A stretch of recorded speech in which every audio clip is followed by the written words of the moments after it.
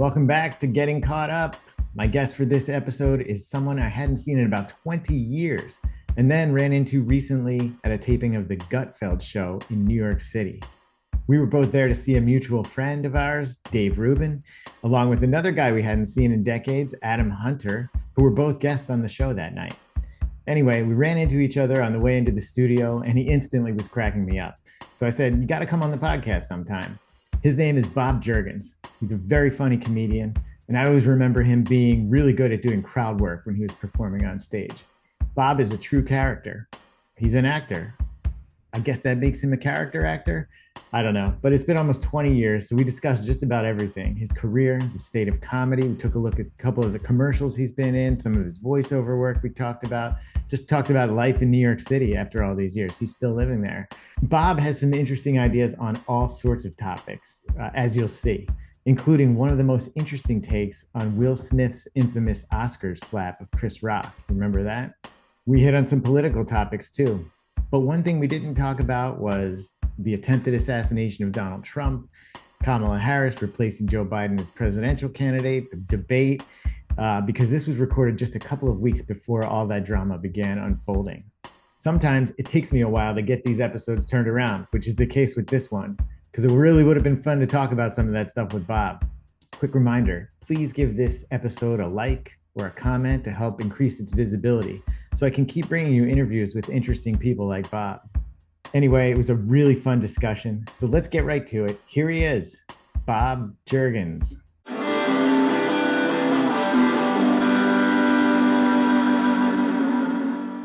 Now it's real, Bob. Now it's real.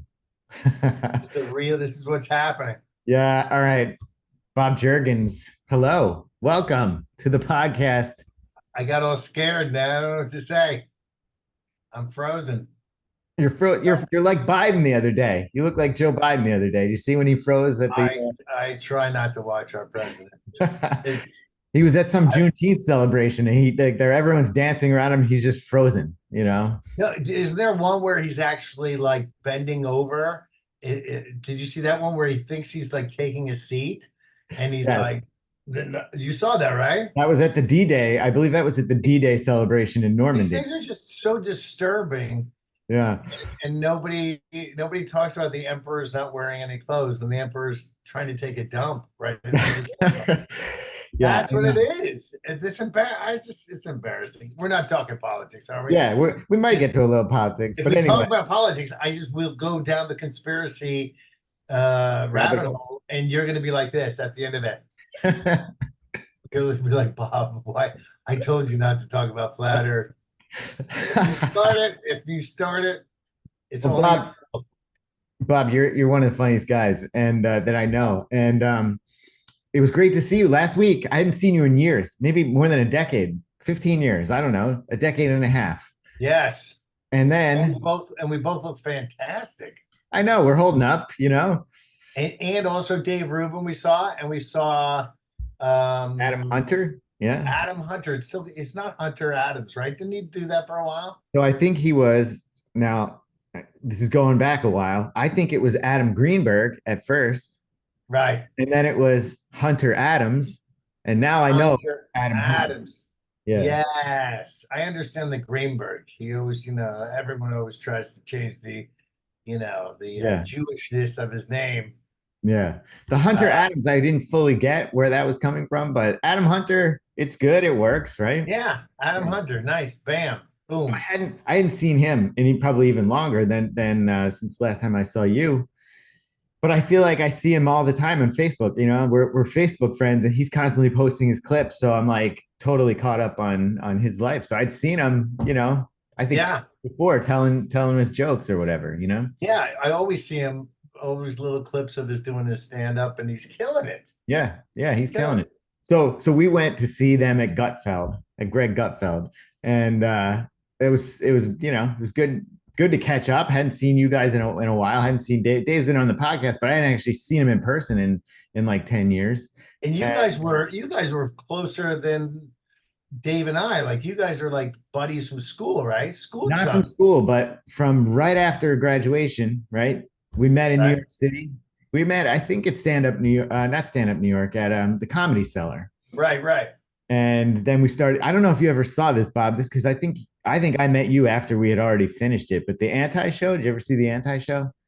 I heard about it and I remember maybe going to the studio or seeing a piece Oh, of it going in the studio or something like that. maybe you went to one. I don't know. So we taped it at NBC. You remember? Yes, amazing. Amazing how you did that. You got Yeah, away with it. It was like a Andy Kaufman kind of thing. yeah. I mean, look, you could never do that now. But yeah. So that's what we did. So Dave and I, we did a bunch of stand up shows together, like early on, and then that myself and him and Kevin Miller and David Gellis, we all did the Anti Show for 6 or 7 episodes, whatever we did. Do you guys But have copies of those? so actually, yeah, Dave, should I bring up a clip? Yeah, I have to dig. Dave found some clips of it. Really? Yeah, I I'd put love him in the episode when he came on because he found the clips, and they were. right. I, I'd love to get your opinion, your comedic opinion of them. HBO picked up the anti-show to anchor its powerful Sunday night lineup.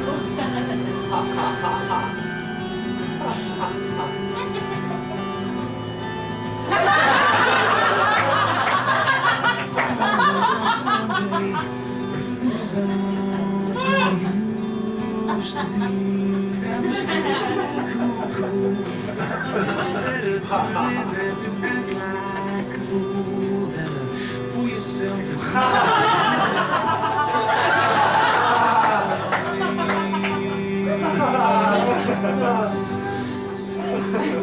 Sunday, Sunday. But Andrew nixed the deal when he misunderstood the catchphrase, "It's not TV, it's HBO." Because Yes. you're good. I'll try to Old find him. stuff. There's a lot of gold in the old stuff. You know what I mean? There is.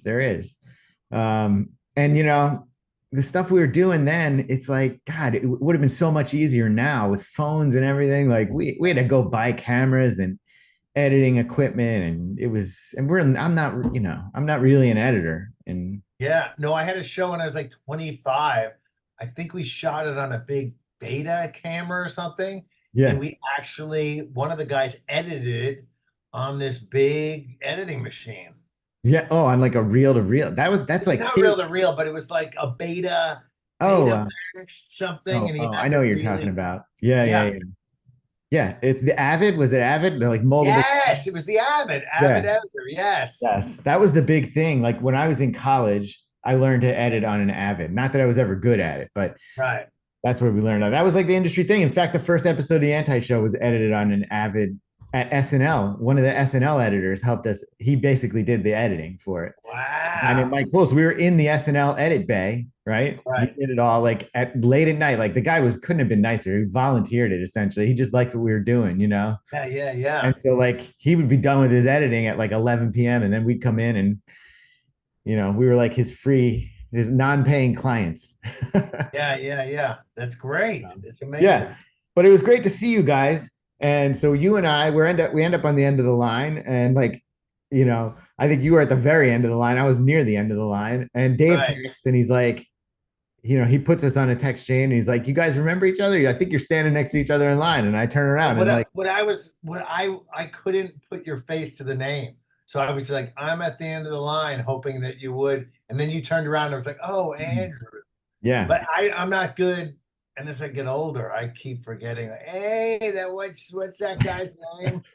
I've never been good with names at all, but I remember you, of course. Yeah, faces I know. Bam, I can see, Yeah. So then we get we get in we go through the whole thing. The security guard was giving you trouble. I don't know what vibes it's getting from that you. wasn't good. I was starting to get I'm very anti-establishment. I don't like authority. I don't like some guy, hey, check your pockets. Like, what is this, the TSA? Yeah. No one's coming in here to stab Gutfeld. Trust me. Really. And then he had to make me check my pockets twice or something. Yeah. But we So- did get VIP treatment after that.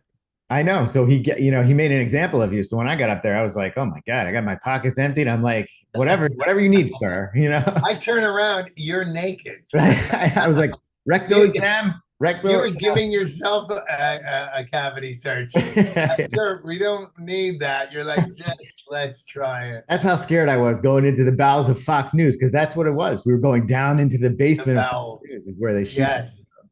That guy was hardcore though. He But then frightened. we got the VIP treatment. Some lady, I guess producer lady, knew she must have known we were friends with Dave, took us Yeah, in to the front of the line. We got in the front row. yeah. So that's the funny thing too. We're sitting there because we were at the end of the line. We were the last people, and everyone else there is like a true fan of the show, and we're just there to see our friend. So we're sitting all the way in the back of this holding room, like having a drink of water and everything. I think what are you drink? What are you drinking? Diet Coke, maybe? I don't know. Or did you get a No, drink? I I had don't know. water. But then she comes back and fetches us Yeah, and just brings us ahead of all these people who were there waiting for God knows how long. that was a really great feeling. You Yeah. know what? I'll never get that. I mean, growing up, in New York City, going to the clubs and I never went to clubs and stuff because I couldn't wait online. I couldn't, once again, authority. I can't be a bouncer saying no, you no. So I never did that stuff.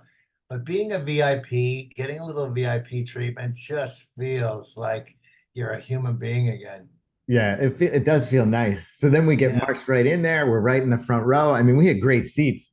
I'll put a picture Yeah. up of the two of us sitting in the front. It's We like had first class. It's like first class on an airplane.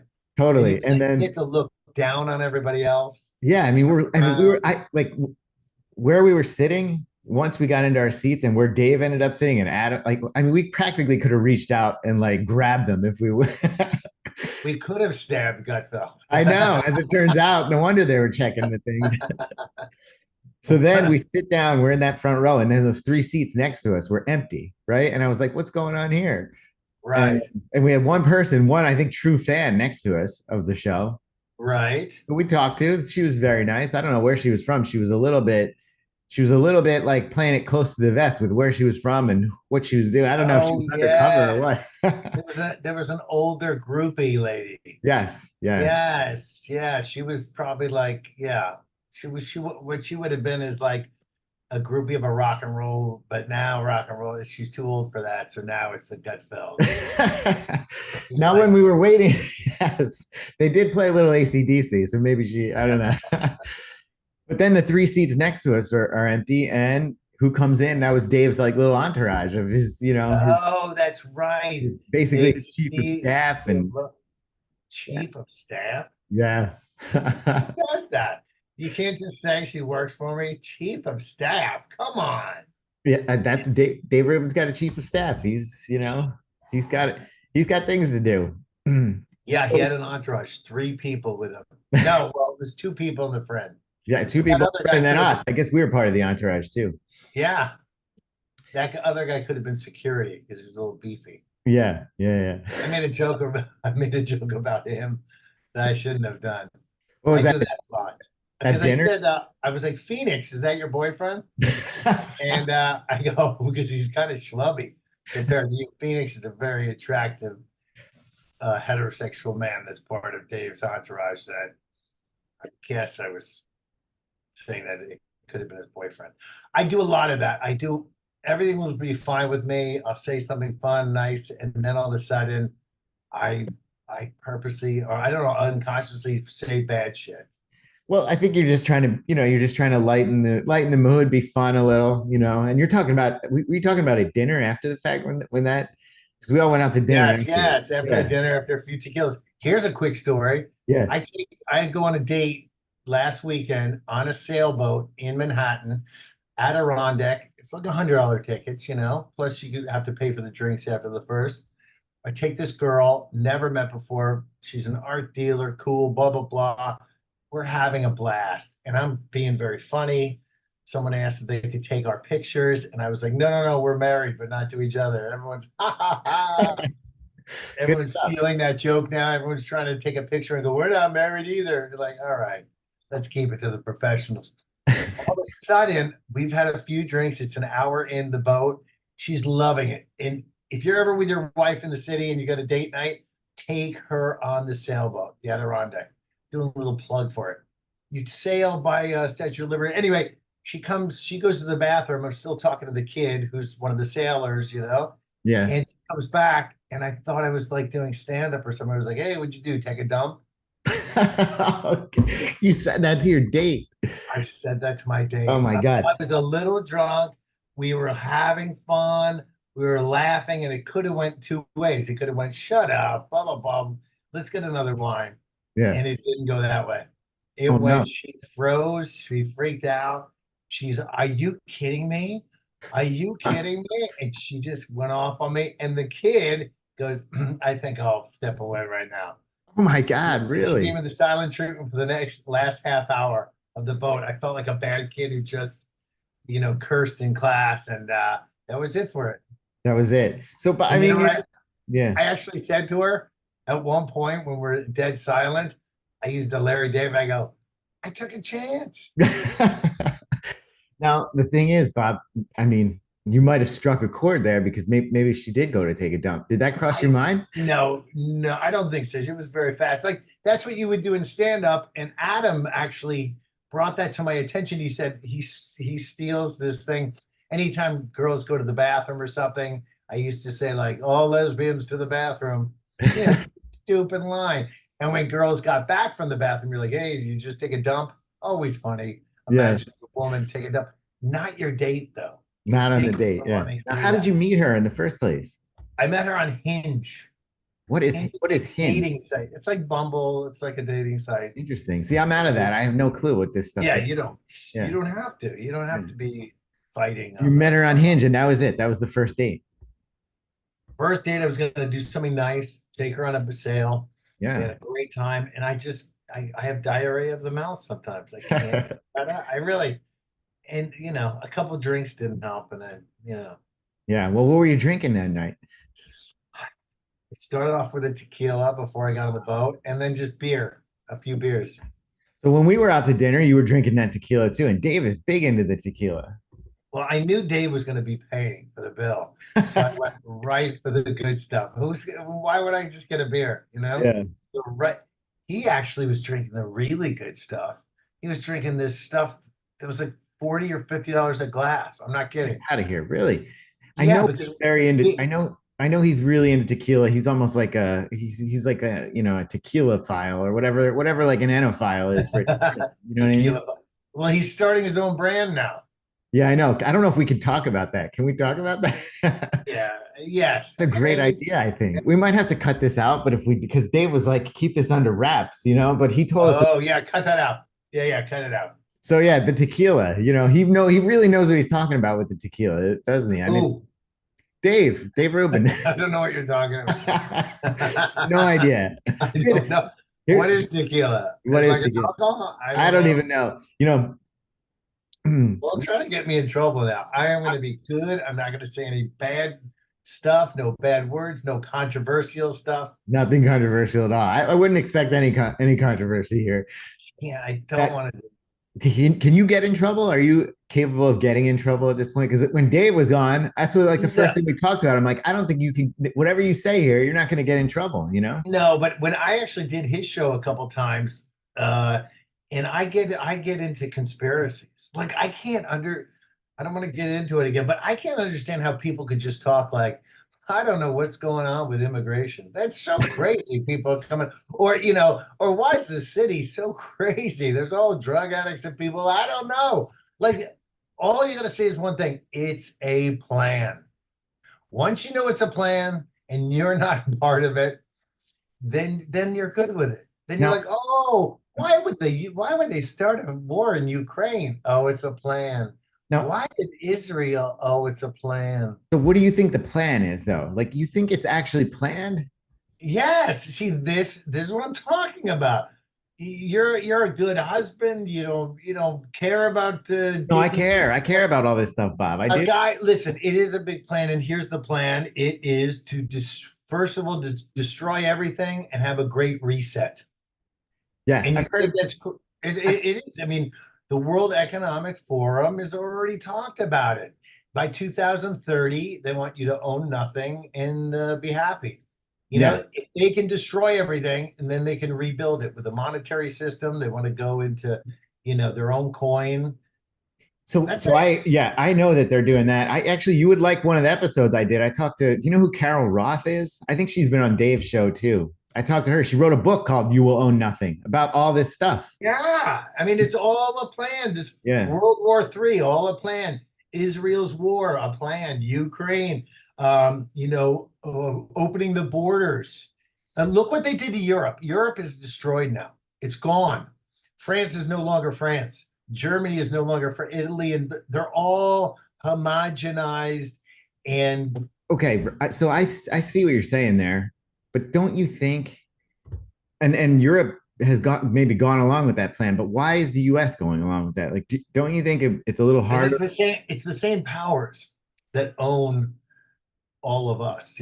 Maybe I would think, and I'm just guessing, the world's split into three ownerships: the East, America and Europe, and Russia, and that I would say like three. We're owned by England and the Vatican, and You it's think all so? under the crown. It's all under the crown. Yeah. Yeah. So they wanted to, open up our borders. They wanted originally to have the euro, and then North America to have the Amero. Open up the borders and get one money. That's what killed Europe. So anyway, no more politics. Our world is Maybe we'll come going back to down. politics, but you're living in New York City. That's one of the things I was going to ask you about, Bob. Yeah. You're living in New York City. Now, Dave and I used to live in the city, and so did Adam for that matter, the four of us. I should put that picture up. We took a nice picture actually at the Yeah, that was great. I'll pop that in here. That was like a good looking group of guys there. So I look a little fat, and I've been working out. I'm the thinnest I've been. I still look. You didn't look fat at After all in all, that picture. What are you talking how about? do you stay thin as a father? Aren't you just eating all day? No, everyone else is eating. I get leftovers, Bob. That's when you're a dad, that's all you get is the leftovers. You don't even get the Chris big. Rock actually had a very good bit. You may remember that. Like the dad gets a big piece of chicken, you know. Yeah. I think that closed one of his like stand-up specials way back, like in 98, maybe, or 90, Right. you know. But yeah, when you're the dad, it's like, they save you the big piece of meat, but like otherwise you're just getting scraps of what's left over. Especially I got two teenagers. They eat everything in sight. You have no idea, Bob. Yeah. No. I'm lucky if I get one meal a day around here. No respect. No, I know. But so we took that picture, it looked good. But yeah, I was saying we all used to live in the city, and now you're the only one left living in the city. I'm pretty close. I'm outside in Jersey. Yeah. Well, you're in the country. No, the city's it. Can I say a shithole? Is it? Used to love the city. Used to love being in the city. I loved going out, but I also love leaving the city and traveling. But now New York is it's not New York like it used to be. It's gross and Yeah. I mean, salted and what is it? Is it because are you seeing like the migrants all over the place? Is that what it is? not just migrants. It's I don't mind the migrants as much. I always buy a pack of gum on the subway. I had a little girl. She couldn't have been 9 years old. She had her own little gum thing, and her mom was down the subway. So I tried to get a thing of gum, and I know it's $2. Give her a 5, and she tries to walk away. I was like, hey. I wanted to grab her. I was like, hey, come on, ma. Tres más. Yeah. Look at My you. little Spanish. Exactly. You're adopting the language. You're adopting the local language now. Muy importante, yo practico mi español todos los días. I have no idea what that is. I know, but you can subtitle that later. Yes, you're going to need to tell me what the subtitle is, but it's important I practice my Spanish all day. Anyway, she tried to rip me off. I was going to grab her and be like, hey, you give me. No, it's just a homeless. It's crazies. It's weirdos. Here's a funny story about that. Back in the day when we used to do comedy, we used to hand out flyers. Do you remember that on the corner? yes, the barking. We used to bark and hand out flyers to everybody, all the tourists. And we used to have this one guy 2 corners up who was in a wheelchair. This old black guy, like, yeah, give me a. And he would get somebody to help him across the street. And this is a great sales technique, because if you're willing to help someone a little or give them a little, then you're willing to give them a lot, right? So he was using this smart thing like, hey, help me push my wheelchair across the street. And then they'd push him across the street and they'd be like, yeah, can I get $5? And then they'd feel like, oh, okay. Hey, I have $5. I already started helping him. So one day, I was just in a bad mood or something, but I was like, hey, this one young European kid is pushing this guy's wheelchair across the street. And I said something, maybe I tried to give him a banana and he wouldn't take it or something. And he goes, I go, don't push this guy across the street. He can pull across the street. And then I walked away. So when I came back to the corner, he's the European kid is giving him a couple dollars. I was like, don't give him any money. And then the guy starts yelling at me and I'm yelling at him. All of a sudden, a crowd of people are seeing this guy yelling at a guy in a wheelchair. And I'm like, am I right, people? He shouldn't give him anything, right? Because I've seen him every day do this scam, but they didn't see that. They just saw some guy yelling at this person in a wheelchair. Now, how long ago was this, Bob? I don't know, 15 years ago. This Oh, is back 15 in the years day ago. when All we right. were, So if that happened today, I mean, that'd be viral video, oh my God, yes. Yeah. Oh, so that was back in the day, right when we were barking. Yeah. Yes. Back in the day when, Now, I feel like even back then, the homeless people of today in New York City are not what they were back then, right? Like back then they did have some like that, like you're saying, that guy had a little bit of that was pretty crafty of him what he was doing. I mean, in fact, we were talking about the anti-show. We had a homeless guy who starred in our show a little bit. This guy named Charlie. He was hilarious on camera. Back in the day, homeless were fun. Back in the day, you could kick a homeless guy who wouldn't, do anything. Yeah. Now they're all uppity homeless, I told a homeless guy, one homeless guy's like, hey, you got $1? You got $1? Hey, you got $1? And I go, hey, let me just give you some advice. Don't ask for $1. You ask, hey, do you have any change? A nickel, a dime, a quarter, anything will help. Then people think if they give you a nickel, they'll give you the $1. But don't be asking for $1. So you say he's starting too high, huh? Starting too high, rubbing you the wrong way. Don't ask for anything, little. Anyway, I saw the Shell game on the subway the other day. Are you kidding? You know the Shell game, right? Of course. There's a guy, and you know how the Shell game works. One guy's doing the Shell game, right? And he starts to like, hey, anybody want to play? And of course, he has his 2 or 3 people with him, right? That you don't know are his. What do you call them? Like his they're with him. They're in on it. One kid here who's like, yeah, I'll play. Then an older Chinese lady over here. We're still part of the same gang, but they look really, different, like they wouldn't be hanging out. So the one kid goes, yeah, hey, let me guess. It's that. The ball's under that shell. And so the guy pulls out a wad. I'm not kidding. The guy looked like he was 65.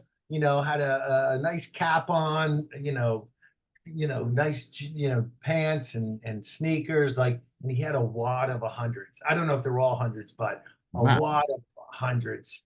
And he was like, oh, here's your 100 to the kid. So, and I saw it happening, and you get a pit in your stomach because whoever's going to take the bait. So there's one kid over here. He's like, I'll play. And he points to the ball, and the guy goes, give me the money first, and then you can point. He hands him over $100. Oh my God. He points, and I guess when the kid's looking at the money or giving him the money, then he switches. Then he switches the ball, and he lost it. Then the kid's like this, and he does it again, loses another 70. I'm watching this, and he's trying to, it was just awful. Now, I can't believe this kid's walking around with that much cash on him. Don't you think that's a little alarming? Yeah, I guess so. $170 is not that much. I don't know. I don't have $170 on me. But this guy was like, I'm like, I go, and I'm looking at other people like, oh, look at this. It's the Shell game. Those people work together. And I'm trying to explain to people, and they're like, stop talking to me, weirdo.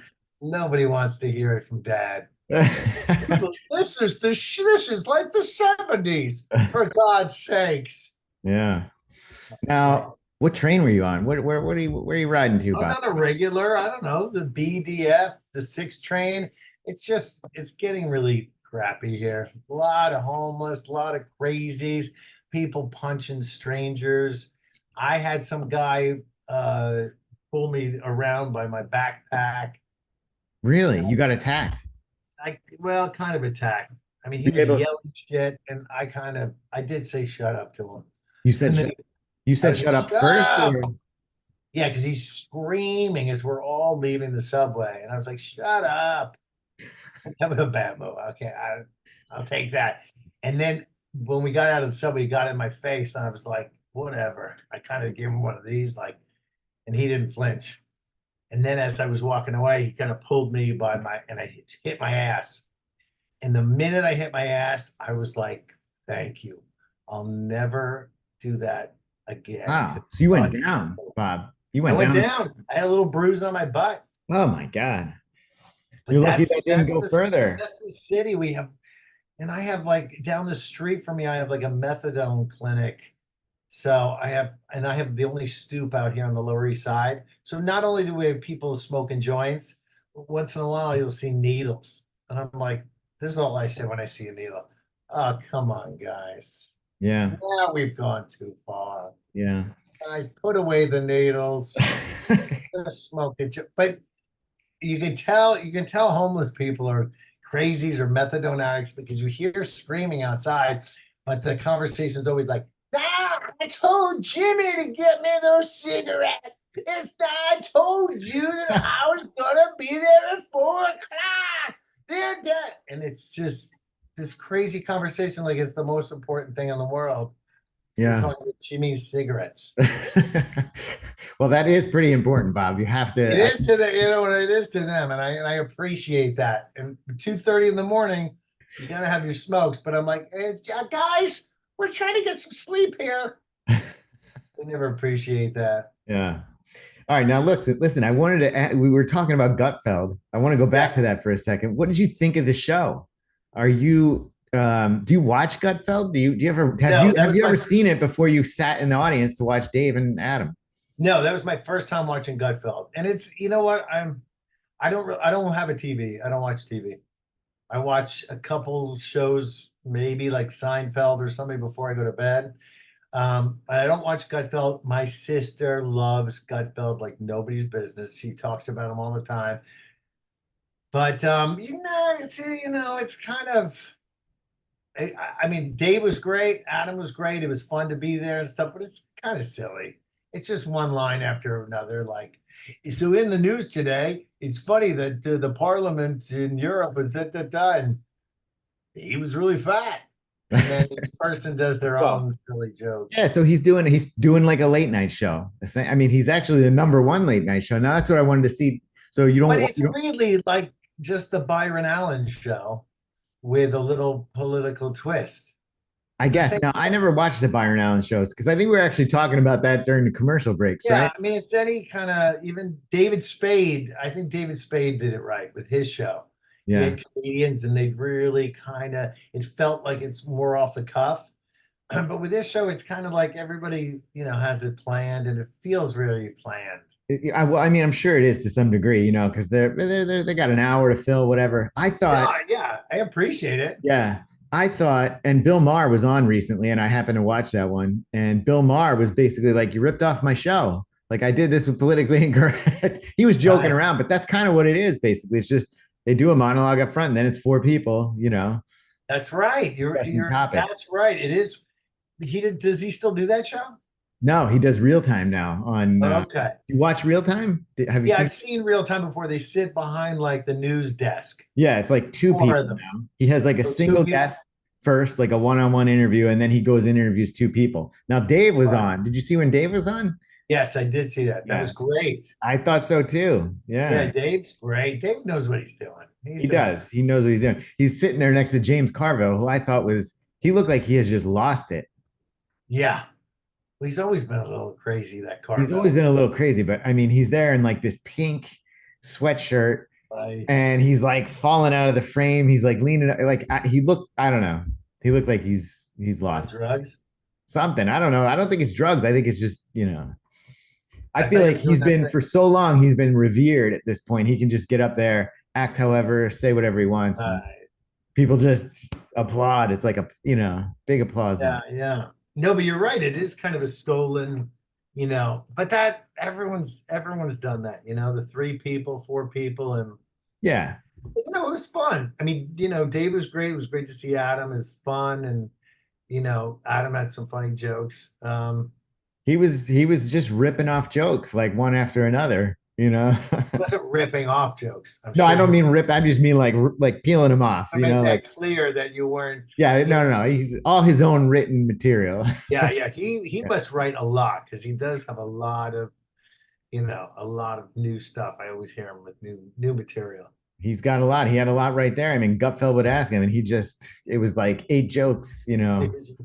I mean, the rules were so dumb. Like, I coach wrestling, and the I kids bet you do.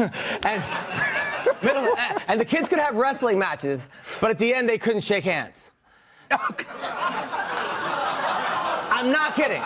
It's like, I can teabag you, but I can't text afterwards. And Happy Pride. yeah, I remember my wife had COVID, and the doctor said we had to sleep in different rooms, and I called them up, and I'm like, how can we prolong this? But yeah, I mean, I knew something was up. People were getting rich because they kept trying to. It wasn't just the vaccine. It's they were giving out certain things with the vaccine. Like in Maine, they were giving you a fishing license. You got the vaccine. In Seattle, they were giving you marijuana. In Arkansas, they were giving you teeth. Yeah.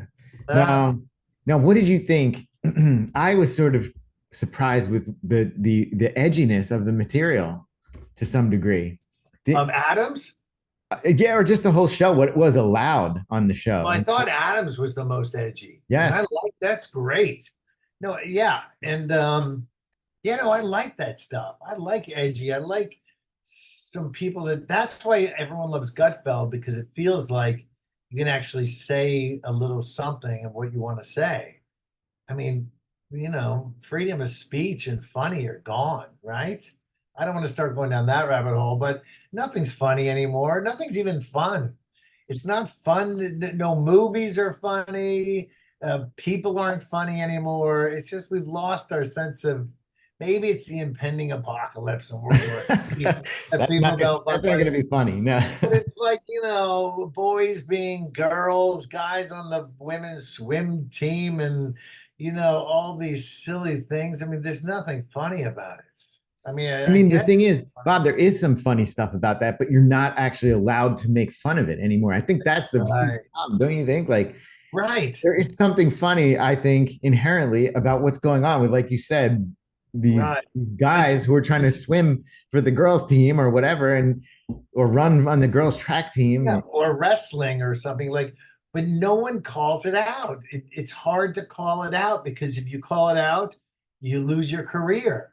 And the only people that can call it out are people who already have careers. You can't be going up the ladder and start saying this stuff, because then you're looked at as a racist who's the guy who got fired from Saturday Night Live? He got hired and then fired. Oh, Shane Gillis. Yeah, Shane Gillis. Yeah. He says one thing in a podcast from like 5 years ago, and then he gets canceled. Like, who would want to take a chance?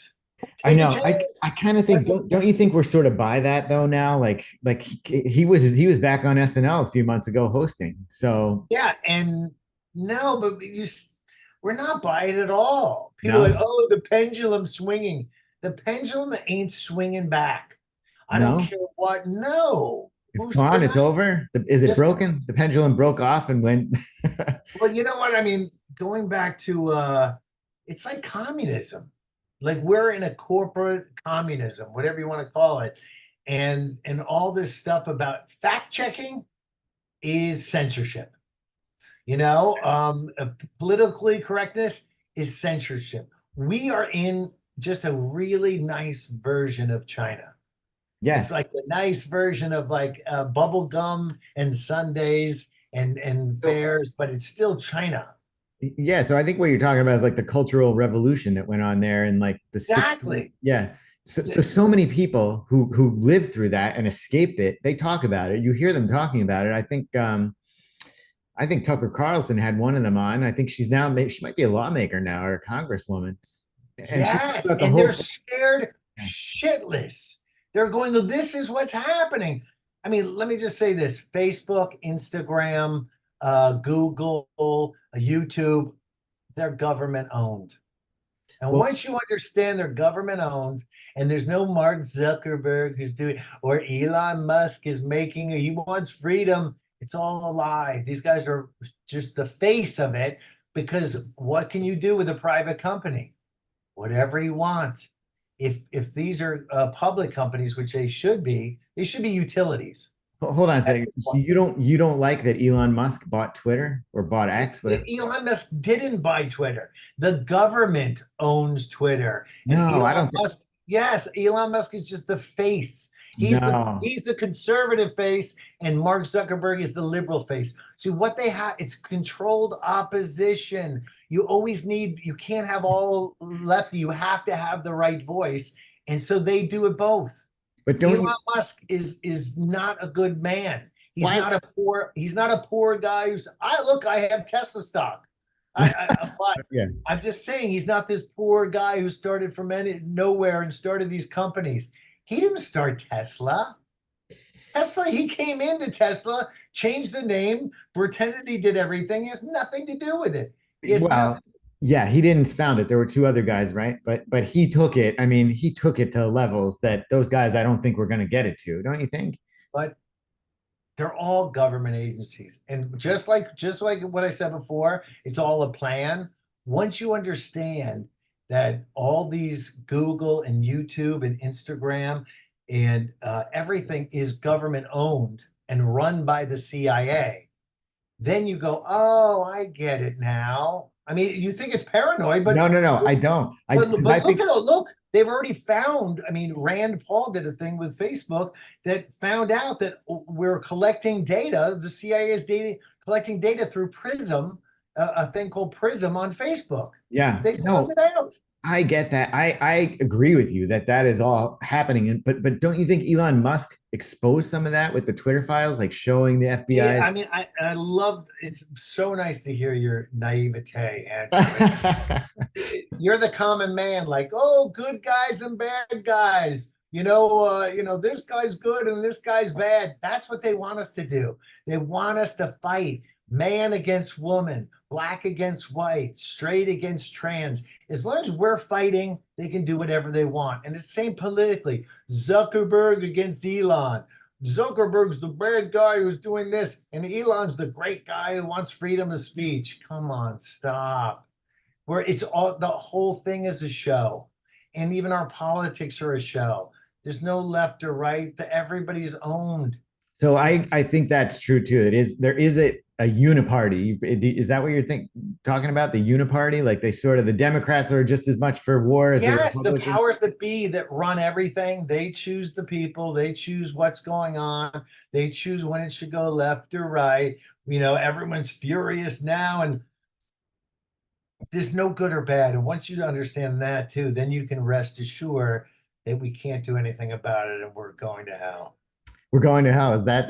No, but there are no good guys. Elon is owned. He's not this nice, powerful. No one can get to that power and do what he wants. He's the bad kid of the family who's allowed to say what he wants about all these people. Zuckerberg's a jerk, and you're like, oh my God, he's fighting for us, and he's no, he's not. Well, that's an interesting perspective, Bob. I kind of do think though he's doing the right things. Twitter has got. Of course, you have to believe that, because to believe the truth is frightening. It's frightening to think there's controlled opposition, that all these people that we think are fighting for our freedoms are actually owned by the government. They're just run by the government. Look at Joe Rogan. He can't talk about the space program. I mean, he can only speak about whatever he wants to talk about. He used to be this we never went to the moon. That's how Joe Rogan got famous. No, on his own podcast. The moon, we never went to the moon. And now he's like, I think we probably went to the moon. No, Like, but Rogan just, I mean, like maybe within the last month, did an episode about the moon landing with that guy that made the documentary. I can't remember his name right right. Just insanity. We didn't go to the moon, and we didn't. Did you see now. the rock?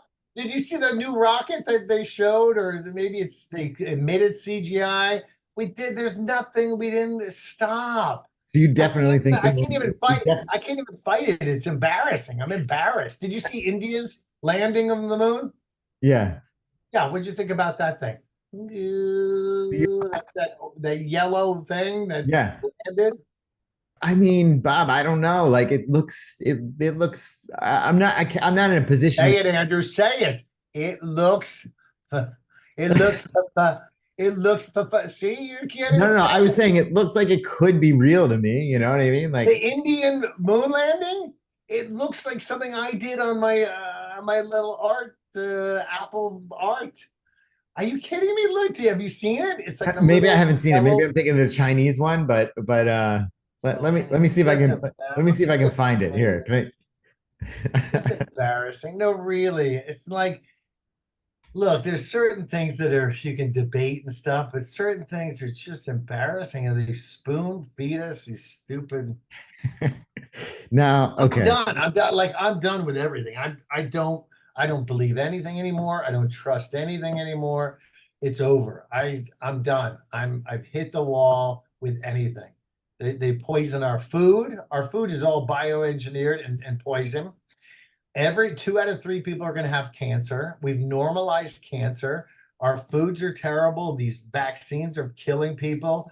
Um, they want us sick or dead. Our government wants us sick or dead. So maybe because then they can obviously sell you the treatments and whatnot, right? Exactly. Yeah. The pharmaceutical industry runs everything. Okay, I think I got it here. Hang on.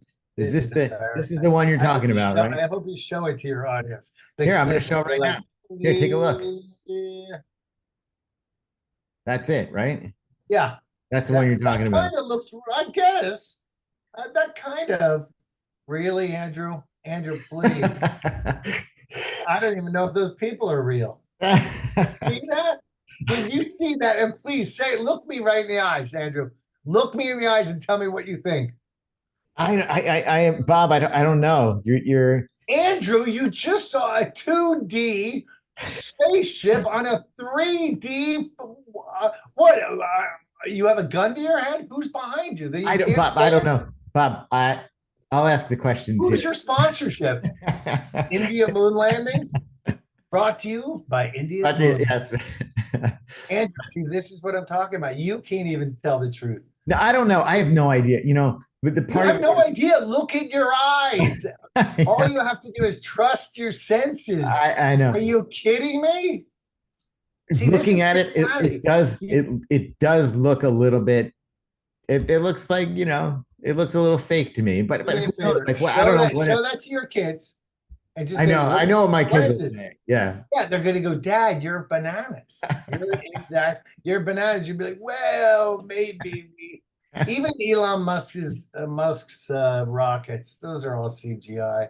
No rocket lands backwards. People, let's wake No, up. come on. That stuff's We're in real, I a think, collective man. fog. We're in a collective fog because we've all been brought up on TV, and I don't know what they've been doing for 60 years on, some kind of minor MK Ultra, which Candace Owens just finally is talking about out Yes, loud. I've seen that. But come on, that is those CGI. A rocket doesn't go backwards and it doesn't land like that. It just doesn't. And we've seen a mouse in space on this rocket. I mean, please. Now, do you think that they're getting up to space at least? What about the International Space Station? Are you think No, that doesn't exist. Come on. No, you're not serious, right? Andrew, satellites don't exist. How about this? How about this? Show me a picture from the International Space Station, and you know how they show the Earth, right? Yeah. Guys floating, working on the International Space Station, right? Show me where's all the satellites in the background. No, I think the satellites are further away, Bob. Oh, you do think that, huh?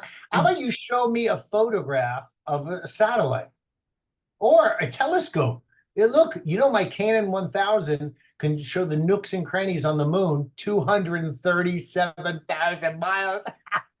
But the space station that's 500 miles, we can only see a light that's moving. But I don't know. I don't know. Listen, I hate to say this, but I'm going to go You're full, you're full going crazy. in.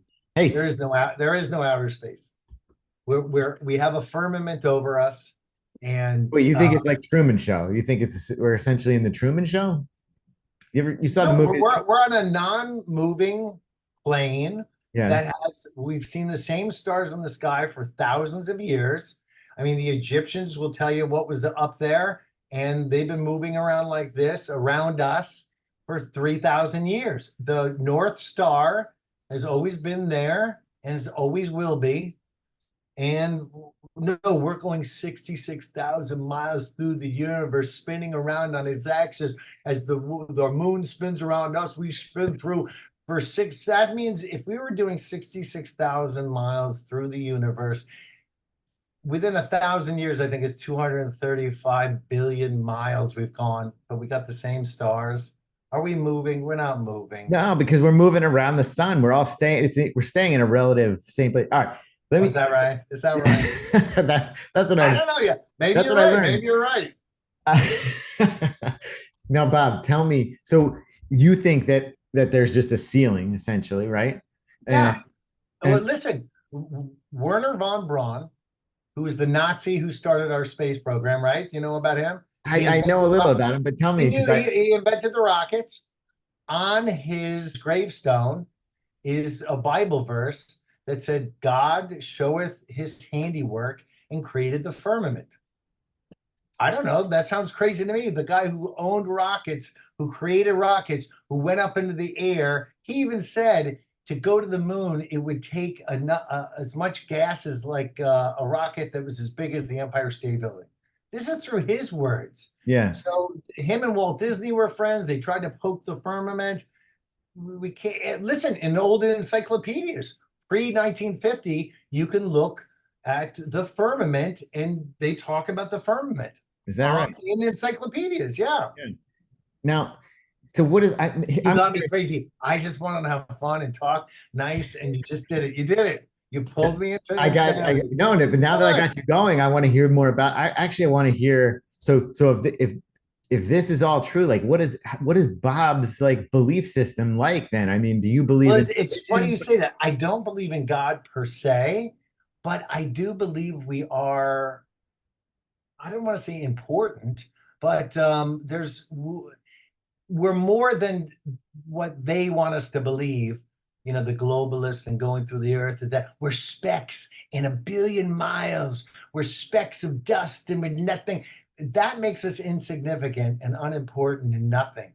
But I think there's something else when you think if we are the only people here, that there is something, you know, we could be in a terrarium, some kid's terrarium, but I don't know. There's something more beautiful to think that human beings are more important than just a speck of dust going through an insignificant. Have you ever seen a star in a telescope? I mean, I have, yeah. Well, what does it look like to you? What would you call I mean, a star? I don't know. I haven't looked through a great, powerful telescope, but I'll tell you what it looks like. It looks like something under the water, this little glimmering thing. Stars and planets are not what they tell us. I'll tell you this, Bob. I was down the shore and this guy had a massive telescope. I'm talking about a huge thing. And so I was with my daughter. He let us look through the telescope. I saw Saturn through that thing. I'd never seen Saturn, like apart from a picture or whatever that, you know, I was sitting there looking at it. It looked pretty real at that moment. Yeah. I'm not saying it's not real. The planets, but it's not what they show us. They show us this 3D rendering, all the planets and stuff like that. But I just don't believe we're billions and billions of miles. Andrew, what it gets down to is they are liars. And evil people lie. And you don't just lie a little. Okay, people go, you know, that guy, he lied a little, but I'm sure he's really honest. They lie about our foods being poisoned. Now our fruits are being poisoned.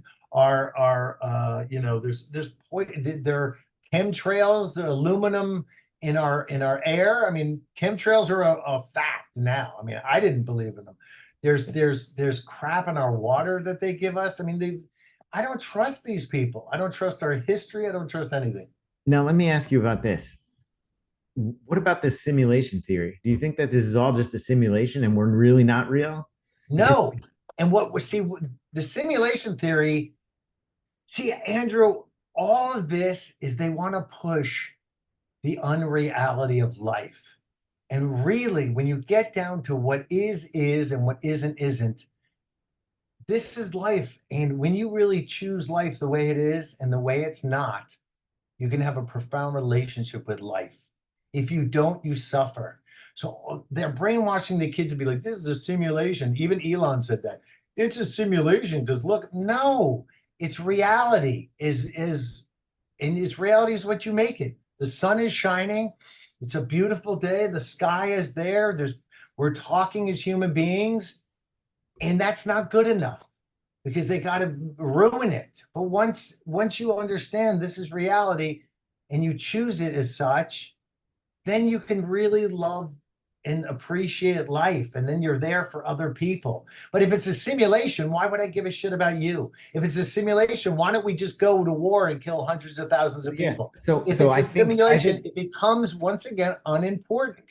Just like this thing of we're dust in the billions of miles, we're insignificant. In a simulation, we're not even insignificant, we're not real.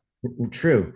So I think what they've said, or the big they, they've I think they've said that the simulation, it feels real to us, but it's just not real. It's probably somebody's Right. like What they're video trying game. to say is life isn't real. We're not real. We're unimportant. Once again, does that empower you being in a I don't know simulation? that it empowers me. I mean, It doesn't. It doesn't. It takes away your power.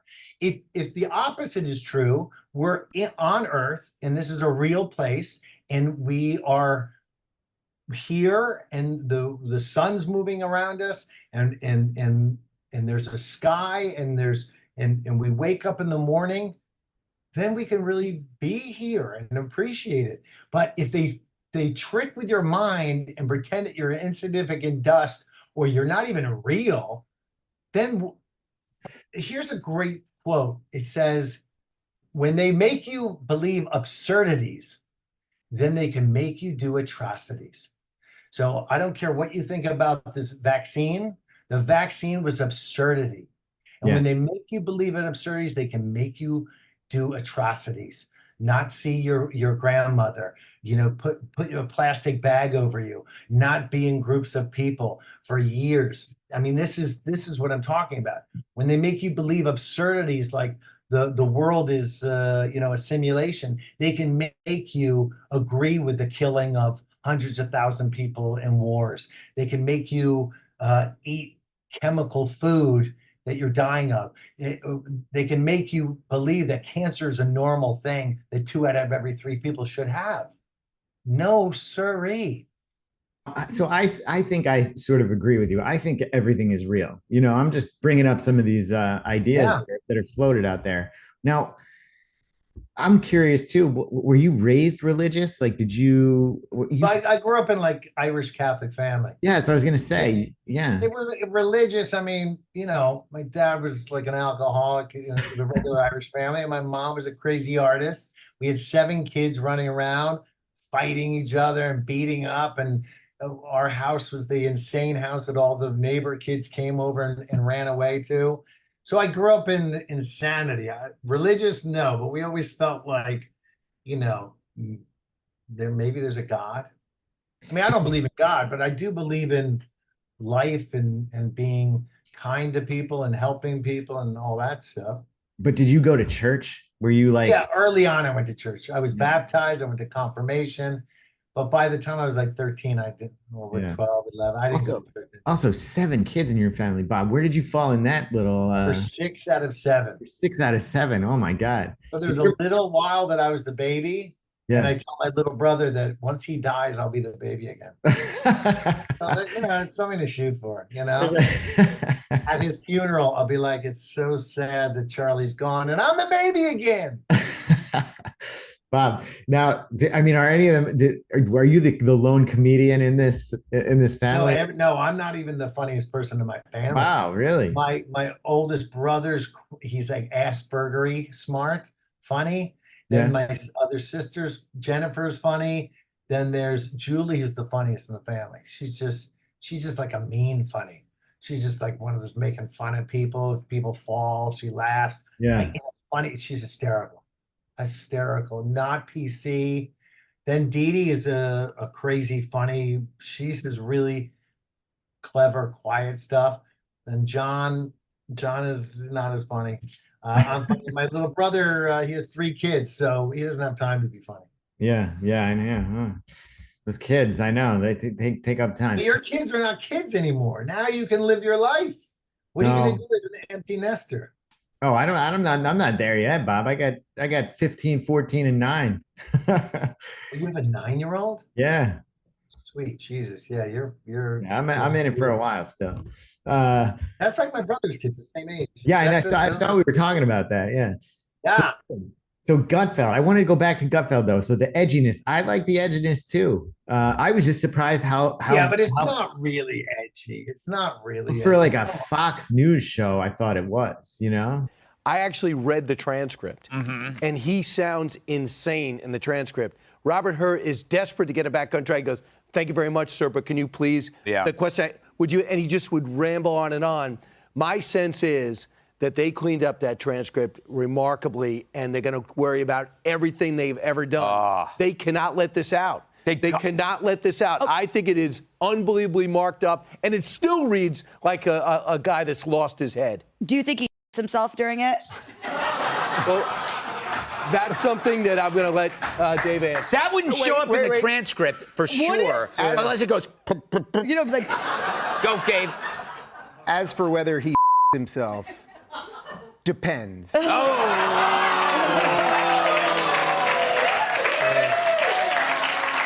was my first thought. And I didn't even write that one in advance. Come on. Anything else, or do you want to just sit back and go? No. I think I'll just exit this safely. Can a panelist toss the commercial? I do feel quite confident of everything I've done here today, but no, he's like a combination of Mr. Magoo and Mr. Burns. I mean, the guy has dementia and should be in an old age home. He should be in Shady Pines and nowhere near the White House. But it just put a, what do you call it? Put a thing on it. A bow. A bow on it. This is total lack of transparency. Trump would never do this. Of course. He would show you everything, and sometimes he has. You watch Fox News, Bob? Do you watch it? No, I don't watch any TV. I don't watch any news. Yeah. I don't watch Fox News. No, it's all Yeah. it's all bullshit. So the other thing I want to talk about is now you and Dave and Adam, well, you and Dave ran a comedy club together, the Comedy Company. Yes. Was it just the two of you, or was it Warren too? Warren Holstein. It was really Dave. I guess it's Dave, Mike, me, Singer. Yeah. and who was the other guy? No, it was pretty much us 3, I guess. Yeah. Yeah. Now that was going back. That's like actually 15 to 20 years ago, I would say, right? Yeah. Yeah. Now what Big did you? time. Now you did the Comedy Company. That was right in Times Square. That was like underneath a TGI Fridays, if I remember correctly. Maybe around 49th Street, something like that. 51st and 7th, I think, or 49th and 50th. But handing out flyers, getting the crowd, all that stuff, all the good stuff we remember now. Yeah. It used to be hell, but now looking back at it, handing out flyers was great because then you learned about comedy. You just made fun of people that walked by. That's true. Yeah, you could just be funny doing that. And you hand out a flyer. Hey, would you mind throwing that out for me? Yeah. I remember people passing by, like, all tourists. One lady would have her kid on her, the father would have the kid on the shoulders. The mother would be, pushing an empty stroller. I'd be like, your kid's missing. For like 3 seconds, she'd be in panic terror. Now, Times Square was different back then too. That was like the golden age of Times Square. It was a wholesome, great place to bring kids. That's what you would see, kids and families and stuff walking around, which I guess there's a bit of that today. But now they're selling kids in Times Square. That's true. Now you can buy a Now they're kid. trafficking them and Yeah, now you're like, that kid doesn't seem. Now the screaming kid's not a brat. He's actually a hostage. Yeah, right. You have to differentiate between. You can hear it in the scream. Hard Like, to. oh, that kid's a brat. Oh, that scream, he needs help. hard to That's bark why those folks into a comedy show, right? All right. So did you have any, so you performed at the comedy company. Did you have any, what was your favorite comedy club to perform at though? Was that it? Or Yeah, that was it. Because we used to get 20 minutes at a clip. You know, that was the most time you get at other comedy clubs. You'd be on for 10 minutes, 12 minutes. 12 minutes tops. Even on the road, if you did the road, like colleges and stuff, you could do a half hour. But the comedy company, you were doing 20 minutes, 3 shows a night sometimes, right? Yeah. So it's practice. Yeah. I'm talking about practice. You're talking about practice. Yeah. It was practice, Andrew. And that's all I can say. It was practice. Practice. Yes, Allen Iverson. Okay. So, but comedy company, great. But did you like any others? I mean, I'm sure you performed at the Cellar. I did stand up New York. I did you do Gotham? Did you ever do Gotham? Yeah, I did Gotham a couple times. Yeah. Yeah, no, but comedy company was the best because it was ours. We could Yeah. do whatever we wanted. We didn't have to do that pesky material. We didn't have to write. So that's down. another thing, Bob. So I sent you that article. Did you read the New York Times article I sent you? My people didn't give it to me. Cadbury, where's that article? He never gives me his stuff. Is Gary in charge of watering that plant? Is that his job too? Yes, this is a beautiful. Look at that. Is that a real plant? Yeah. What do you mean it's a real plant? He's on his last legs. It's like the Peanuts. It's the Peanuts. Yes, it's got Charlie Brown vibes. If the Peanuts were on a Caribbean island. Yeah. That's what it would be like. I think it's time to fire Gary, Bob. Hey, Cadbury. Are you talking about Gary's my assistant, Cadbury's my chef and driver. Cadbury, yes. Okay. I get them confused too. Yeah. So, all right. So they didn't give you the article. The basic gist of it was they did a whole story. I can't believe they did a story on this, but it was basically all these comedians today are doing crowd work. And that's all they're doing. They're not doing material, where they're doing a lot of crowd work and getting it on video. And that's what they're using on social media. So they don't have to actually use their material on social media. Now, I feel two ways about it. First of all, I love jokes and I love funny and I love people who write jokes and stuff. But I also love great crowd work because it's real. It's happening in real time. It's good crowd work is amazing because it's an actual real laugh. Right. It's spontaneous. But we should also say, like, you and Dave are sort of like the godfathers of crowd work. That's what you guys did. You would go up there for 20 minutes and not do any of your material. Yeah. Well, you pepper in a joke once in a while. Yeah, but I mean, like you guys. Yeah. It was great. It was fun and it was laughing and you could just be whatever and say funny crap and not have to write those pesky jokes. Right. So what do you think of this? Some people are upset about the crowd work, I guess. Listen, when it gets down to funny is funny. Funny wins, not funny is not funny. Like there's a kid on TikTok now and he was caught because he's doing comedy in front of like a red velvet curtain. And I've thought about this myself, and he does, his own jokes and he has a laugh track. I don't know if he pans to the audience, but he does a fake comedy. But some of it, I guess, he's got like 1 million followers. Really? And now comedians are coming up and going, this guy is not really at a comedy club. And I'm like, who gives a crap? If it's funny, it's funny. That's the litmus to everything. Is this guy too, is he too off color? If it's funny, it's funny. That's the old days. If it's funny, it wins. If it's not funny, then there's the problem. So you're fine with the comedians doing all this. I feel like this would have been good, like if phones were around too. Like it's so easy with the phone to turn the crowd work into little like videos on social media. I mean, if it's good crowd work, but you see, where are you from? What do you do? Come on, please. I don't want to know what these people do. Just get to your jokes. Get to some funny. I guess you got to start somewhere. You can't just be like, "What's your sign?" That would be, actually better. There's a video of you out there. I don't know how many videos you have out there of you doing crowd work. Listen, that that person was dead when I got there. What are you talking Oh, about? that video. Oh, another video? Sorry. No, I'm talking about you doing. There's video of you out there doing crowd work. That's old. Yes. It's like 15 years old, maybe, right? Did you Right. see that? I sent you the link to it. Did you look at that? Cadbury, is there a link of me? Hold on a second. I'm gonna get it. I'm gonna bring it up. Is it when I'm in the green shirt? I can't remember what color. I'm gonna find it. Give me a second here. This one. You see it now? I was opening up for a theater show. And so they wanted me to just warm up the crowd, and you can't just warm up the crowd with jokes at a theater. And that was a blast. Everyone was fun and there to have a good time. You know, That's not how it happens. crowd. This is Friday night. You're filming this? This is really what this is. Everything's fucking human. Nobody can enjoy just real human beings anymore. And they can't even enjoy a concert. They're fucking at a concert like, oh my god, I'm gonna enjoy this one day. Hour and a fucking half. This is fucking the greatest show ever. You're not enjoying that.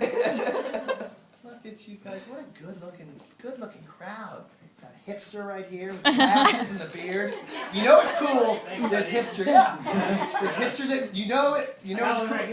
Real hipsters wearing hats, like the hot chick wearing the hat. We're all hot. This guy should be wearing a hat. Doesn't wear a hat.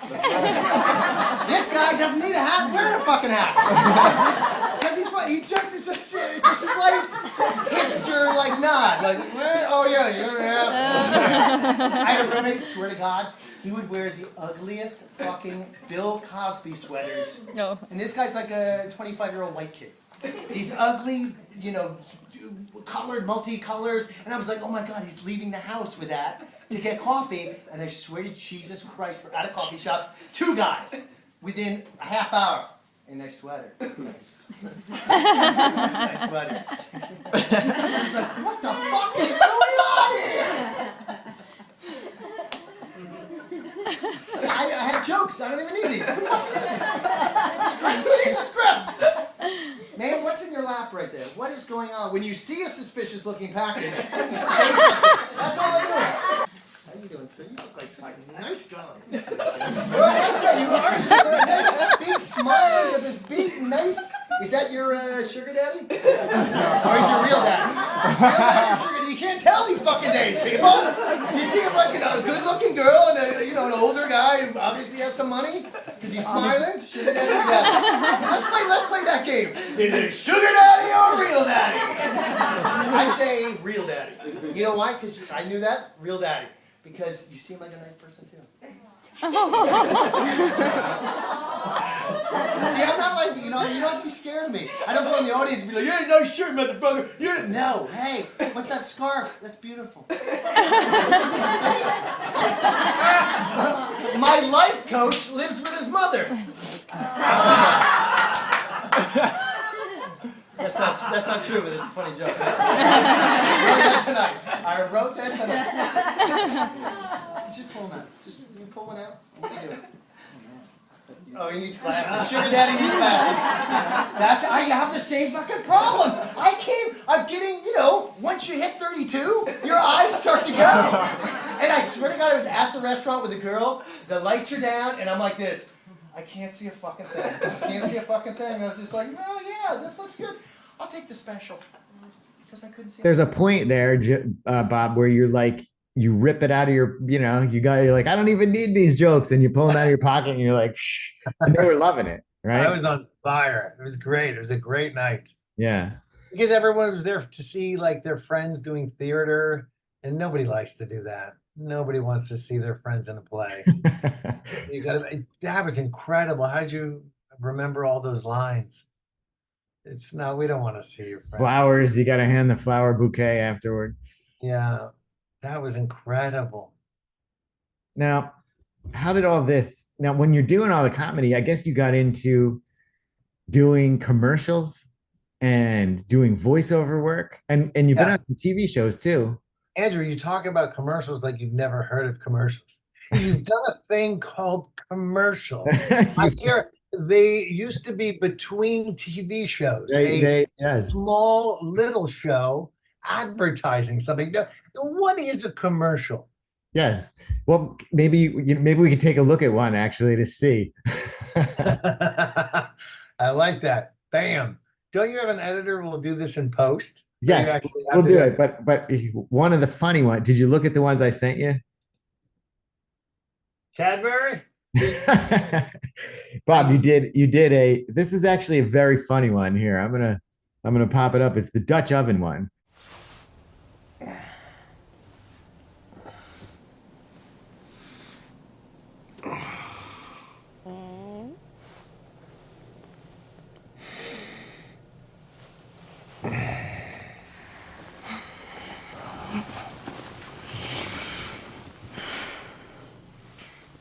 Honey, your Dutch ovens are killing me. Don't be that guy. Take some gas X. Oh, that wasn't a real commercial. That was a spec commercial. That was a spec commercial. What? Yeah, it's a Now, speculation. For those who commercial. don't know what even a commercial is, can you go and explain what a An spec? amateur wants to create a reel so he can get into directing real commercials. He makes fake commercials. So he made a fake commercial of this. So who made this thing then? Some young guy who's actually a really a successful commercial director now, because I saw him a few years later doing I was on an audition. He was like, "Hey, remember me?" And I was like, "Oh yeah." Of course, I didn't remember him, but I was like, "Yay, there you are." And he's like, "I did that Dutch oven commercial." I was like, "Of course."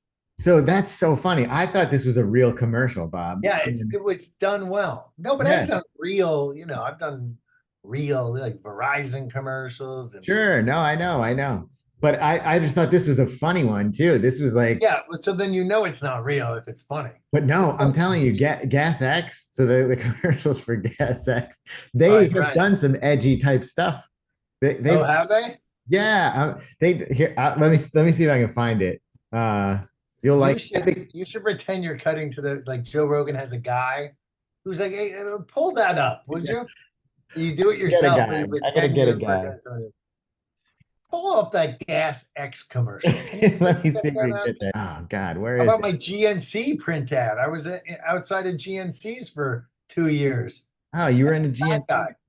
All right, you got to send me that one. I couldn't find that one. Yeah, I'll send you the thing, and you can have Cadbury or Gary send over. Yes, I'll put the thing in, but Bob, because I can't find it right now, and I don't have a guy like Joe Rogan. But it's funny. It's like a guy in a hot tub, right, with like multiple women, and it actually wasn't Gas X. I think it was whatever the diarrhea medication is. right. And the ad said something like, I just sent I texted you my ad. Oh, nice. I'll put it in here. I'm sorry, but the ad said something like so it's a guy in a hot tub with like multiple women, and it said like, don't be what's gonna happen, what happens if like diarrhea strikes now or something, So, what do you do? I sell paper. That is so interesting. Really? Where will you be when your diarrhea comes back? You should have taken Imodium AD the first time. Don't wait till it's too late. There's a lot going on in that ad, There's a lot to unpack. I want to start using that phrase a little bit more. Yeah, it's a good phrase to unpack. Yeah. So now this is another good one, Bob. You did the Subway commercial, and I like. Oh yeah, that was a real ad. That was in conjunction with Comedy Central. Yes. So you looked like very much like a stand-up comedian because you had the mic and you were like you were polling people on the sandwiches, I guess. It was funny. Let's take a look at it right here. We're outside of Subway conducting an exit poll of sandwich voters. Sir, can you talk about what sandwich issues were important to you as you voted in there? Definitely the bread. They have a lot of choices in there, and I like that. Just like we have choices in November. What matters in a sandwich? Value. So I got a $5 foot long. Yup, it's the economy, stupid. Did you just call me stupid? No. That's just a political phrase. Good thing you're not running for office. Come into Subway this election season and decide for yourself. Is this thing on? Yes, it is. Now that was amazing. Now, when you do that, right? How many hours are you spending shooting this thing? Are you doing that's this? That's a whole day. That's a whole day, man. You get there at 8 a.m, and you leave at 5, and you got to dress up and do the script a few times, different camera locations. Now, are they giving you your wardrobe, or you and your Yeah, always. They gave me the yeah? wardrobe.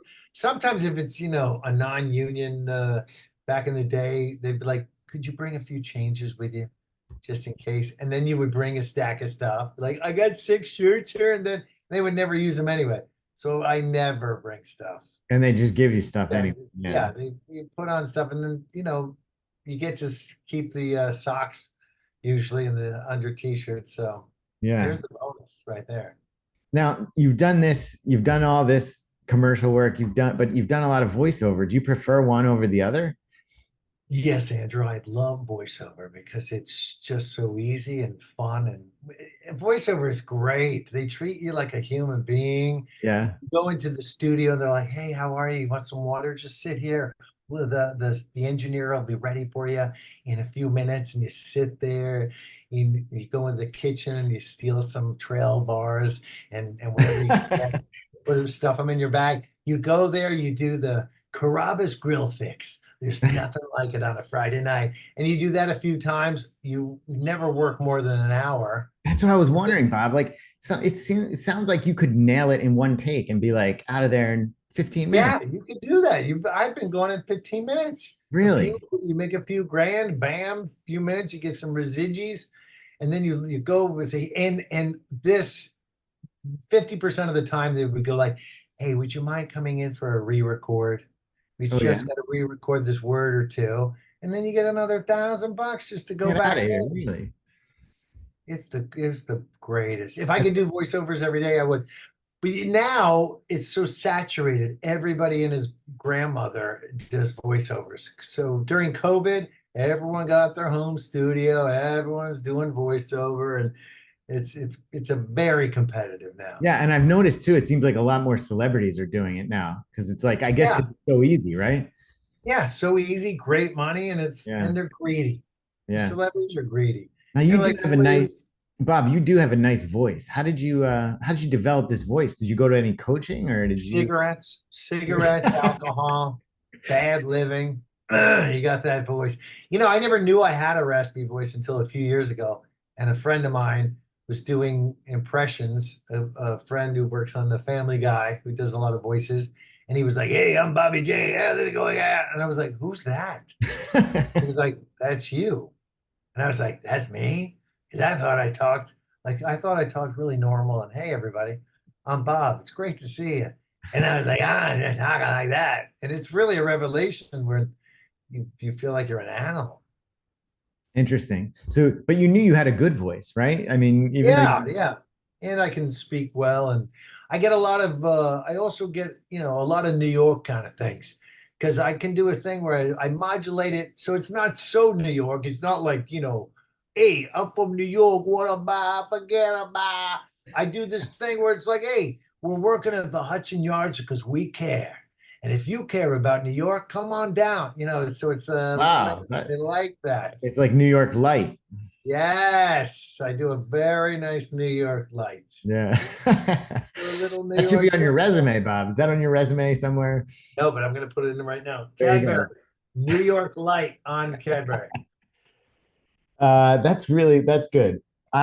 So yeah, you got a good voice, but do you I mean, you don't take care of it? It's just Every morning. Ha ha ha ha ha hee, ha ha ho ha ha ha ha. Sam the sheet slitter slit sheets. Sam the sheets. No, I don't.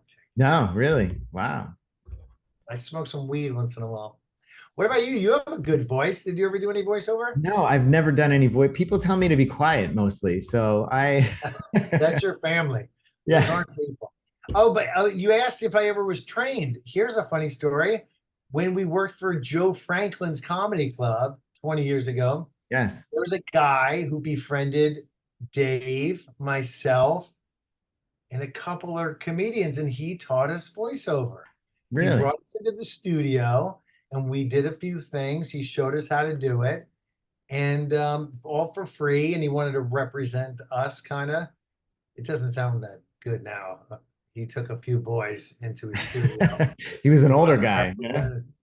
And we had to do voiceovers naked, which I didn't, Did that make your voice a little higher then, maybe?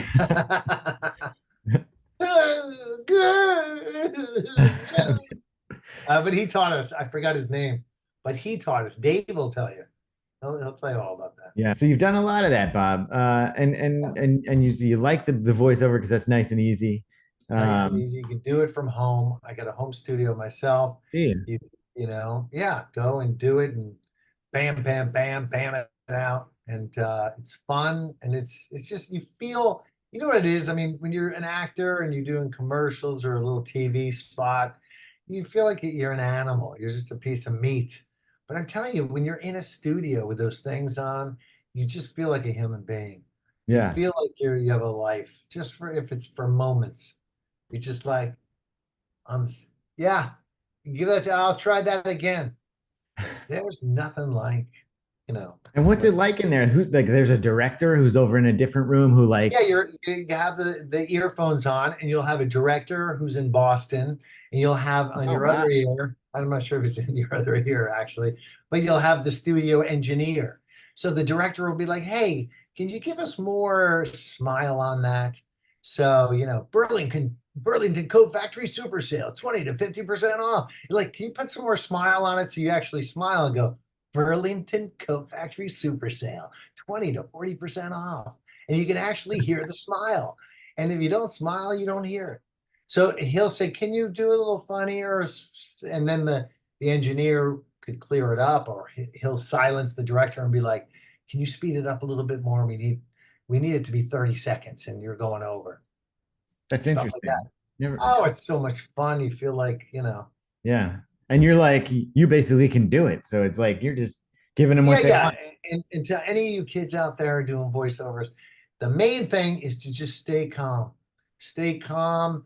And even though they're yelling in your ear, or if you're in the studio and they'll be like, yeah, could you do that again? And you don't know what you're doing. You start freaking out. I've done that before. You spiral. You just have to act calm and be like, yeah, I know what you mean. Okay, I'll try that. And in your head, you're like, what? I was the potato head once years ago for the toy company that's now defunct, Toys R Us. Yeah. It was like, and it wasn't the potato head from the movie, but he was just like, hey, Mr. Potato Head here, you get $5 off, cha-ching. And so they're like, okay, that was great, Bob. Can you try it again? And can you do cha-ching? I'm like, yeah, you got it. Mr. Potato Head, $5 off, cha-ching. They're like, no, you keep going cha-ching. Can you do more cha-ching? I'm like, you got it.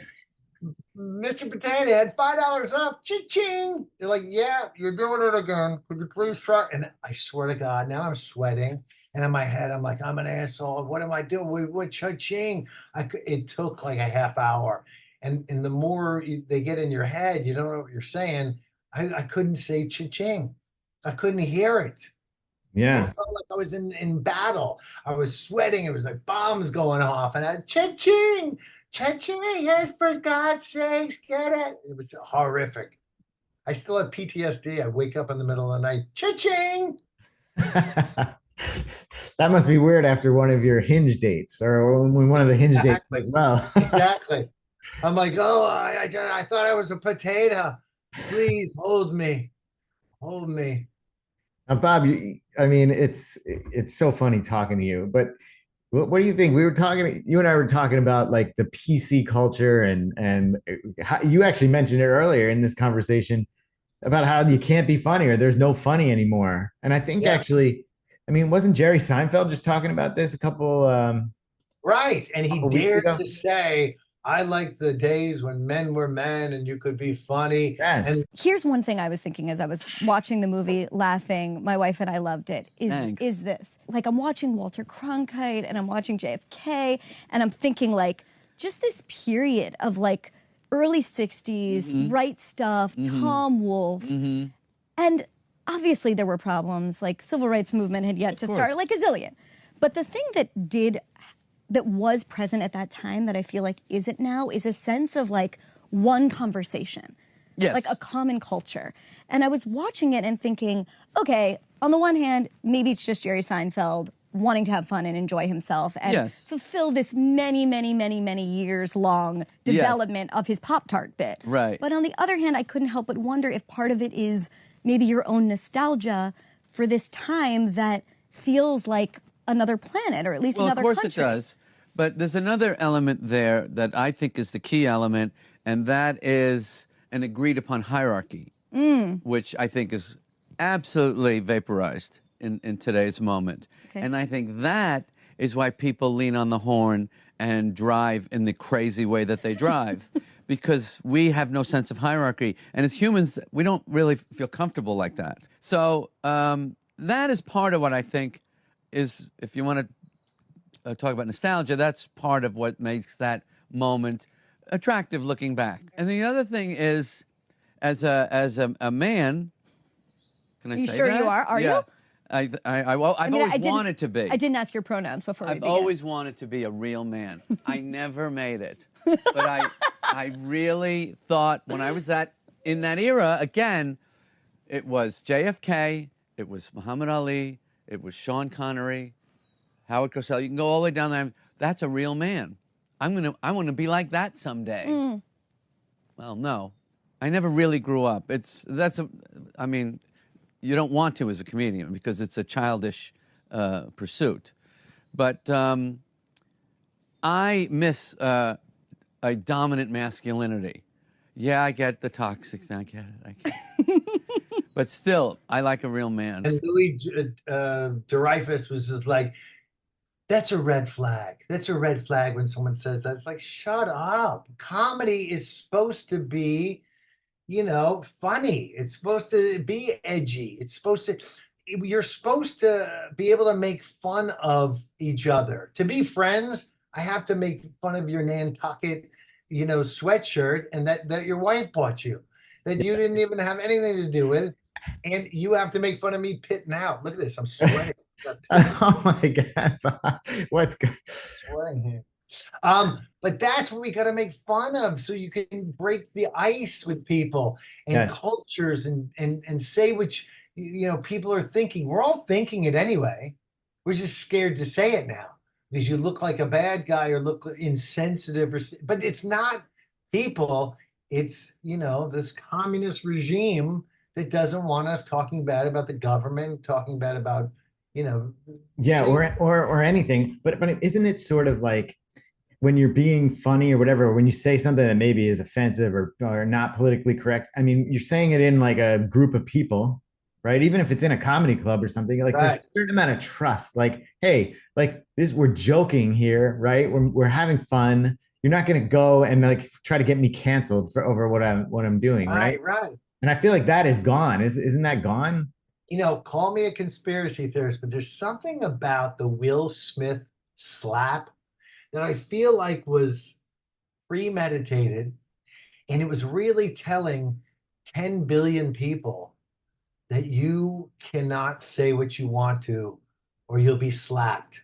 Jada, I love you. G.I. Jane 2, can't wait to see it. All right?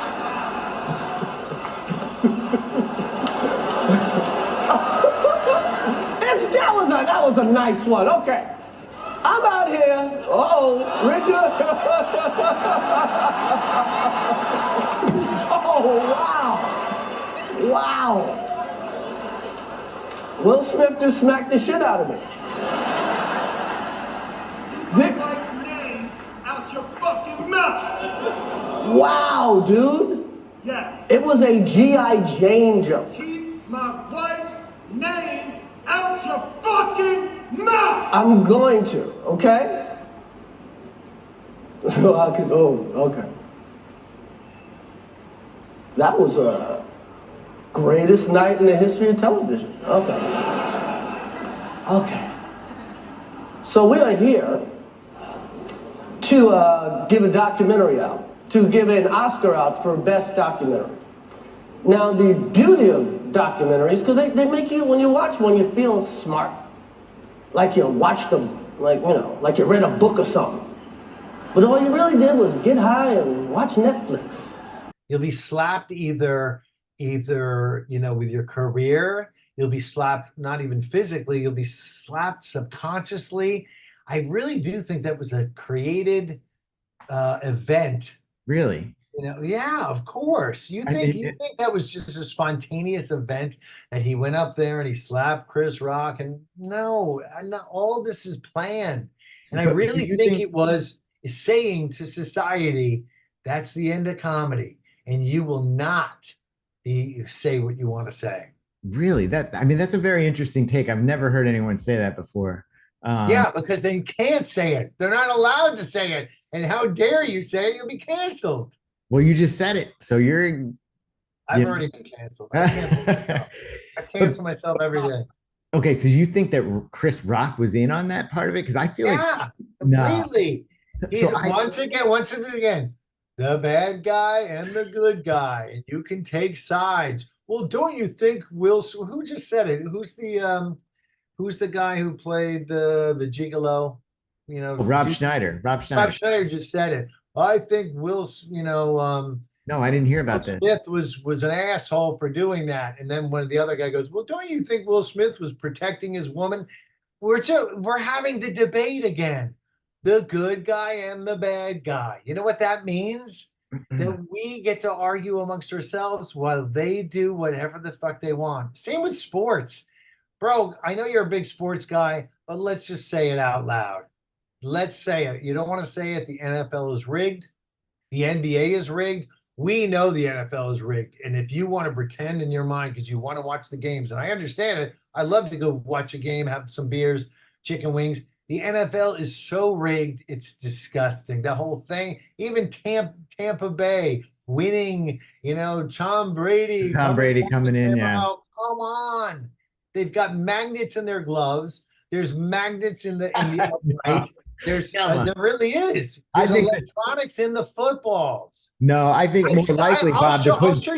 I'll show you clips of balls being stuck to gloves. Right. I do think they put sticky. The gloves have not some sticky. They're magnets. They're high-powered magnets. Bro, do you see the catches they make? I That's do. not stick 'em. That's not the old days of the Raiders. And what's his name with the stick 'em? They stick. I'll show you video of a guy outside the end zone having the ball stuck on his glove outside the end zone. Like, you mean like he can't get it off? Just scored and he couldn't take it. I mean, bro, if you don't know the NFL is rigged, you are just the NBA. Come on, we all know that the NBA is rigged. I think the only sport left that's not really rigged maybe is hockey. So you think baseball is rigged too, huh? Baseball, maybe not as much, or I don't know how they do it as much. But yeah, I don't. Maybe baseball. See, let me just tell you this: baseball by law has to be honest. And the NBA and NFL don't have to go by the rules. They're entertainment companies. Is that so right? You don't? Yes, and baseball has to be honest. They have to be legally. They have to be honest. So that whole thing with Houston cheating and stuff, they really did cheat. But I think baseball is probably still on the up and up. Interesting. So, and you think NFL totally rigged? I mean, I do. There are a lot of times I watch the NFL and I feel like there's, But Andrew, this is what I'm saying again. As a conspiracy, there's people don't lie a little. You can't say they're kind of poisoning our food. There's a little poison, and sure, there's cancerous materials in Band-Aids they just found. No, really? Yeah, Band-Aids. Yeah. Cancer-causing chemicals that go right into our blood. Have you ever heard of Forever Chemicals? Yeah, sure. Okay, it's in Lululemon's. Maybe I shouldn't mention their name, but it's in all our clothes, in all the girls' gym's clothes that go right into their crotch. Forever Chemicals. Why do you think everyone's getting cancer? Do you know Kerry Gold? Kerry Gold, the butter. They have a class action lawsuit because there's Forever Chemicals in their wrapping. Is that right? It's right. It's right. They want us sick and dead, Andrew. Is that right? It is right. It is. I hate to. I don't want to burst your bubble because you're a sweet, naive guy living in Jersey in the country with your kids plowing the fields, and you don't want to hear this because you want to watch your football on the weekends and you want your kids, but it's all. Let me ask you this. A lie. Let me ask you, Bob. Let me ask you. So the Chris Rock Will Smith slap or whatever, that was totally staged, totally fake. Completely staged. Do you think people would be allowed to run up on a stage and slap somebody and then nothing happens and then he gets the I win the can't Academy believe. Award a half hour later? Yeah, that was crazy, no doubt. But Everything, the world is a stage, Andrew. no, I get that. The Challenger blowing up didn't happen. Didn't There's happen. no I watched astronauts that in on there. TV though, you know. They're finding that all the Challenger survive. All the people. Christy McAuliffe is a professor now, and all look that up on TikTok. Bob, are you watching too much TikTok? I love it. Listen, I will say this: I'm a pro TikToker because it's the last bastion of freedom of speech we have. You know why? Because we don't control it. Our government controls Facebook. Our government controls Instagram, YouTube, Google, you name it, Twitter. They control it, the information. They don't control TikTok. And ironically enough, the Chinese control it, and it's more free than anything. You can get more information off TikTok about health, about politics, about what's going on around the world, all the shit that's going down that you don't see on the news. Yeah. See on TikTok. That's why they want to shut it down. Why do you think they want to shut it down? That's a good question. And frankly, they want to shut it down because it's free information. It's real information. Yeah. They are in control of all the news organizations from the New York Times to the Post. One's left and right, they're the same. They're government. It's all controlled by the government. I hate to tell you, but once you understand that, then you're like, oh, everything seems to make sense now.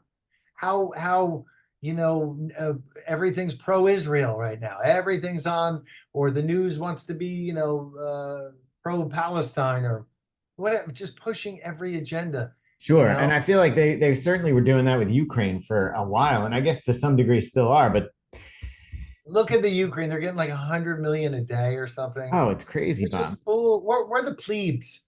We don't know anything. We don't get any information. We think we know everything. We don't know anything. Yeah, Andrew, let me just tell you this. Once you start to understand that everything is a lie, everything they say on the news is the opposite. Once you understand that our foods are poison, our skies they're poisoning, their water they're poisoning, everything they say is a lie, even our history is a lie. Coming in our country and we took over from some Indians. Really? Really? Well, it's a little more complicated than that, but right? With the Indians, it's just the more you dig, the more you learn everything is a lie. They're liars. That's what they do. They lie about everything. What you know about Ukraine? I mean, come on, really? They just lie and lie and lie. The only people, the good guys in this are Russia. So let me ask you this. What do you think of RFK Jr.? You know what? I like him. I like what he says. He's anti-vax and all that. And it's a little hard to, I don't he's got to talk about a voice. He's got a voice. He'll never get, really popular because people are like, ew. You don't think so? I kind of like the raspy. No, I like it, but he's never going to get. You don't think it's got mass appeal? I like RFK, but I'm still weary about everybody. Yeah. Him and his Chrissy, his wife, who's the Hollywood star. Cheryl Hines. They had vaccine parties where people had to wear masks and shit. He has a very weird history of his wives and people, and I don't trust anybody. Yeah, he says some nice shit, but once you understand that they have controlled opposition, that means they're going to give you the bad shit. They're going to give you the good shit. They're going to give you, so you have to be fighting. When you have equal forces, you can fight. You know what I mean? He seems like he's this wild card, like he's uncontrolled, maybe uncontrollable. That's what you want to think. But you want to really have somebody like Rand Paul or Ron Paul, who are really, Ron Paul back in 2012. I remember back then, and he was on the dais with all the other presidential candidates. Everyone's loving him. He's going, "Why are we in war? Why are we over there? Bring our troops back." All these things are getting cheers. Would you use that phrase again? Yeah, I think people who don't serve when they could and they get 3 or 4 or even 5 deferments aren't. They have no right to send our kids off to war and not be even against the wars that we have. I'm trying to stop the wars, but at least, I went when they called me up. But, the veterans problem is a big one. We have hundreds of thousands coming back from these wars that were undeclared. They were unnecessary. They haven't been won. They're unwinnable. We have hundreds of thousands looking for care. And we have an epidemic of suicide coming back. And so many have, if you add up all the contractors and all the wars going on in Afghanistan and in Iraq, we've lost 8,500 Americans and severe injuries over 40,000. And these are undeclared wars. So Rick keeps saying you don't want this libertarian stuff, but what I'm talking about, I don't bring up the word, you do, but I talk about the Constitution. Constitution has rules, and I don't like it when we send our kids off to fight these wars, and when those individuals didn't go themselves, and then come up and when they're asked, they say, oh, I don't think one person could have made a difference.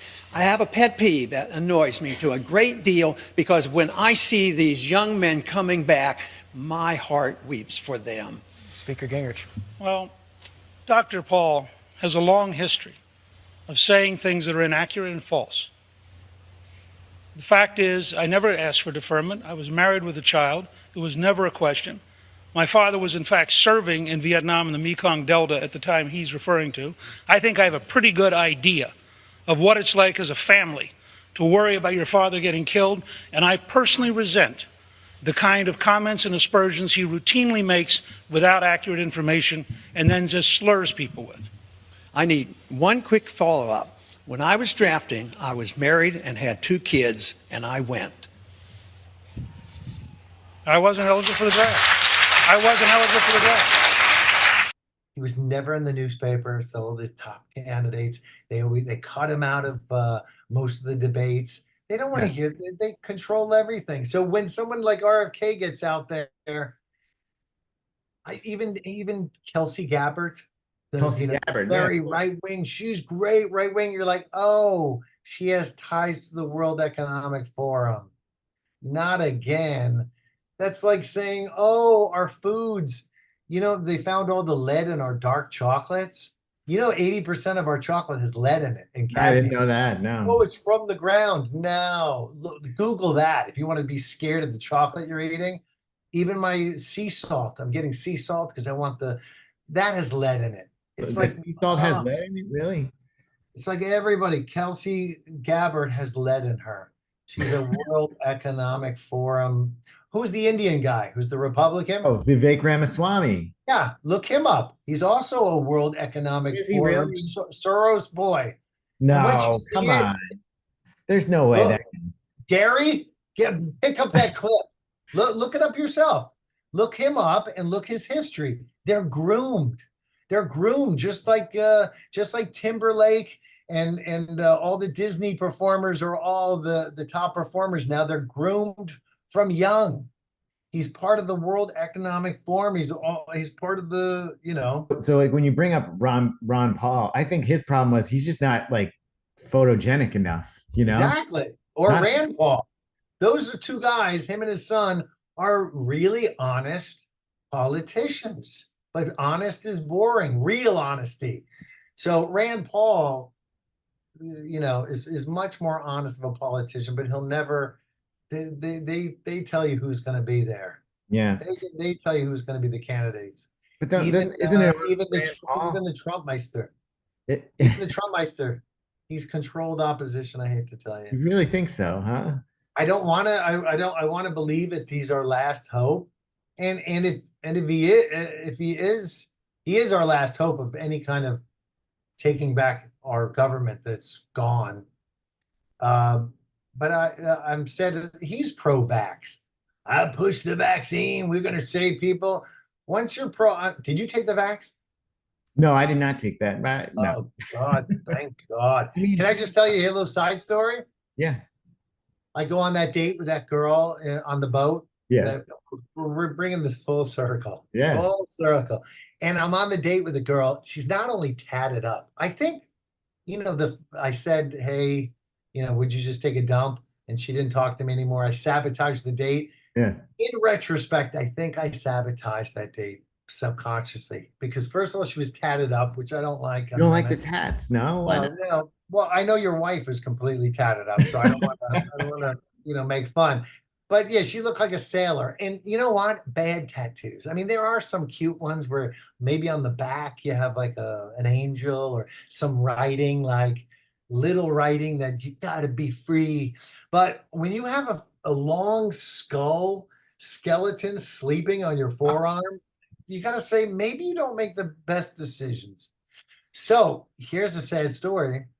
That girl, healthy all her life, 35 years old, takes the vaccine and she has a stroke a month later. Wow. And she says it's from the vax. Not me. Yeah. Not Mr. Anti-vax. She says it. For 5 months she was recovering. All her innards were terrible. She couldn't speak for a while. Her brain, she said it was like the worst pain ever. Wow. And so she had to relearn how to speak? Is that what happened? Yeah, she had to relearn how to walk, relearn. Oh my God. I don't want to dampen this otherwise really fun and festive talk. Well, Bob, obviously, so I'm not like anti-vax across the board, but I was not, if you want to get the vax, go ahead and get the coronavirus vax, right? Fine. Like, it's a free country. Do it if you want. I just didn't like the fact that it was mandated for people, right? Of course. Like, that to me is totally authoritarian. And I personally, I was like not ready to take a vaccine that was just, whipped up on the fly in less than a year. You have some common sense. But other than that, we've learned now that it was very dangerous. AstraZeneca is now out of business. Johnson & Johnson. And this is the girl that had the stroke. Johnson & Johnson, one jab. One shot. Johnson & Johnson is in like 3 different lawsuits. Yeah. But they lie a little. No, if you're a liar, you're a liar. So, I mean, I didn't like once again, all a plan.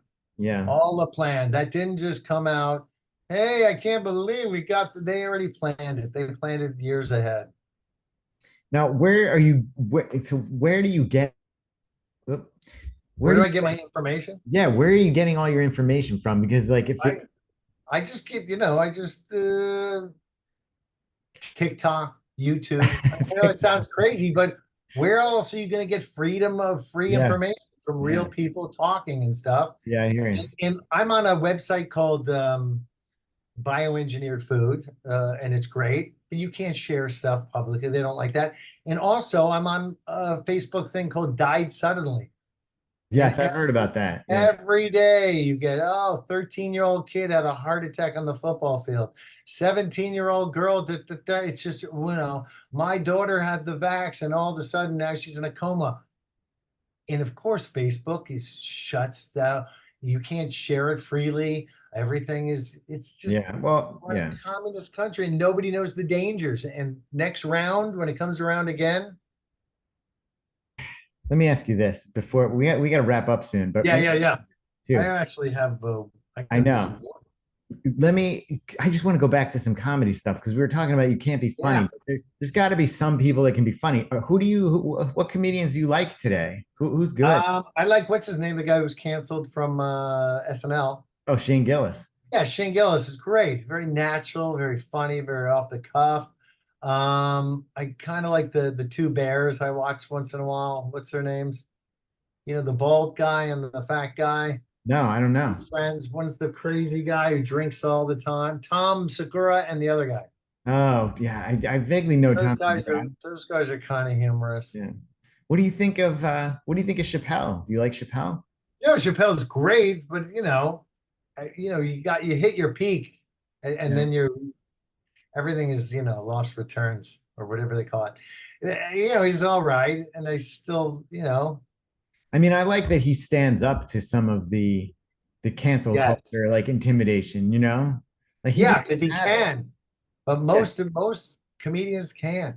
Yeah. Bill Burr's done. He's so PC, and I mean that in a PC way. Now that he's married and stuff, he's not edgy at all. Yeah. There's nobody who's got edge. Who's allowed to have edge? You can't, I know. And I think like comedy for a while there was mainly about having an edge and pushing the envelope and, Yeah. and you just That's can't. what I mean. Lenny Bruce would be spinning in his grave. Yeah. Everything he fought for, every shot of heroin he did to do his comedy. And now everybody is just such a puss. Yeah. Do you think it's over? Or are we going to come back from this? I don't think the pendulum will swing back a little, but it's over. We're in the depths of communism takeover. It's all shifting. It's all over. We're gonna have 15-minute cities, and we're gonna be destroyed just like Maui, with energy weapons, and then rebuilt. And when do you think I love how you were like this? Energy weapons in Maui. Let's go right to the outro. Let's get a couple laughs before we finish this. You're like, I'm not taking that bait. No, it's like I'm not. Of course, I remember Maui, what happened there and everything, but I don't even know. But go ahead, tell me about it because I don't. I just don't no. We'll save that for next time. All right, we'll just do one podcast and called Maui. Wow. And just all the burnt steel melting on the ground and those fires. All right. Well, this has been a treat. This has been, Bob. First of all, it was great seeing you last week, and we sat together in the show and everything. And then I was like, yeah, you got to come on. We got to do this for an hour and a half and laugh. That's great. No, it's so fun talking to you. You're such a funny guy. Seriously. Yeah. And you too. And you're interesting, you're funny, you're smart. It's great. You got to come into the city, have a beer, or next time Dave's in, we'll have a drink. I'm probably not going to make it out to Jersey. No, you're probably not. But that was great. I mean, Dave was very nice and took us out to Del Frisco's. Can we say that? Dave, very generous. Thank you, Dave, again for picking up the bill. Yeah. I always pretend I'm going to take the bill. After he pays it, I go, listen, I want to take care of it. The bills. And he's like, no, it was already taken care of. I was like, are you kidding? Did you get that again? Yeah. I was like, you think I can grab another tequila on that? But I think you did. You had a beer after the bill was paid. No, that was good. But it was just great. It was great hanging out with you guys and seeing you guys again. Yeah. Fun times. Well, it was great talking to you, Bob. You too, Andrew. Thanks for having me on. Thanks for coming on. Please edit this nicely. I'll edit it. Maybe the insanity, anything I said insulting about Gutfeld, anything when you really see my sweaty pits. I won't cut out any more than, let's say, 110 minutes. This should be 15 minutes of funny.